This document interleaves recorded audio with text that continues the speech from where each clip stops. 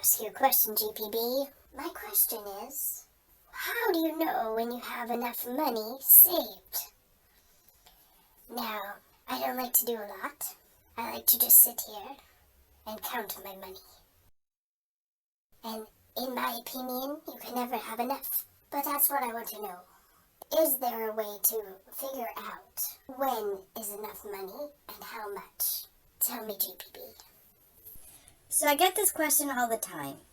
Is there a way to actually figure out if you have saved enough money or what the actual target is for you to save to get your goal? Meaning, is there an objective way using math to figure this out? And the thing I always tell people is let's start with going to this website. Now, this is an official website of the United States government. It is not my website. It is investor.gov. Investor.gov. And it's an SEC website to help teach people about money and to answer these exact questions. So one of the things that I like to do is if you go to that site, you'll see Introduction to Investing, and there's some classes there, financial tools and calculators, protect your investments, and additional resources. So if we want to just make this very simple, we want to go to financial tools and calculators and put the mouse over that button, and you will see that there is a retirement ballpark estimator, a Social Security retirement estimator, a fund analyzer, which I'm not going to get into.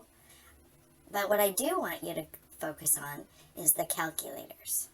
There's a compound interest calculator and a savings goal calculator, and the RMD or required minimum distribution calculator. That's for people that are over 70 that are looking to do their RMDs, which is a required amount that comes out of your 401k or IRA if you haven't distributed it prior to that age. And then there's a college savings calculator for parents to see how much they need to save on a monthly basis. But let's focus on the other. So if you want to actually understand this, I would click on the first one, compound interest calculator, and let's go through that together. So you'll come up with a screen. We'll show you the screen here, just so you can see it. And there's a few tools that you need to know about. Not too many.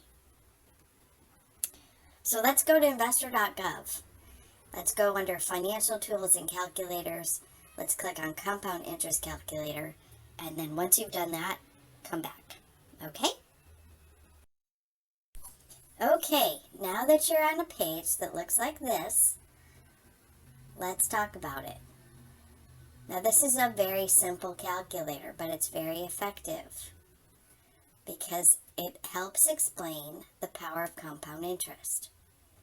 Now if you've taken any of our lessons prior, you know that we teach the rule of 72 and the difference between simple interest and compound interest and APR and factoring and a bunch of other things about interest. But let's keep it simple. Questions that we have for you if you want to use this calculator, because it's very simple, is how much do you have saved up right now? The initial investment is the amount of money you have available originally. So if you have money in a 401k, if you have money in a savings account, if you have money somewhere, you put that number in. So let's start with any number. We're going to start with $50,000. Just for fun, we're going to put that in. Then we're going to say how much, because we've done our savings plan and we're actively working with a zero-based budget, which just means we save all of our money that we're not spending and that we pre-plan our spending, and the money that we put into our savings account we have access to for emergencies, but we basically are putting money in our savings account and then we're just identifying that we've stuck to our budget or a spending plan. So if we've done that exercise, we know how much we can contribute monthly. So let's say we can put $300 a month into this account, and we can do it for 35 years. That's how much we want to look at. So step 2 is how much are we going to contribute, and that just means we need to know the monthly contribution amount and the length of time in years that we can continue that. Then step 3, which is very simple, is the estimated interest rate. Because if we've done the Rule of 72 exercise, we know that the interest rate affects compound interest. And so let's say we're getting 6% interest and we feel comfortable with that. And we're not going to have a variance. We're going to leave that blank. And we're going to compound this annually once a year. That's step 4. How often will it compound? And then you push the calculate button. That's it. And it gives you a number. And in this case, the results are in.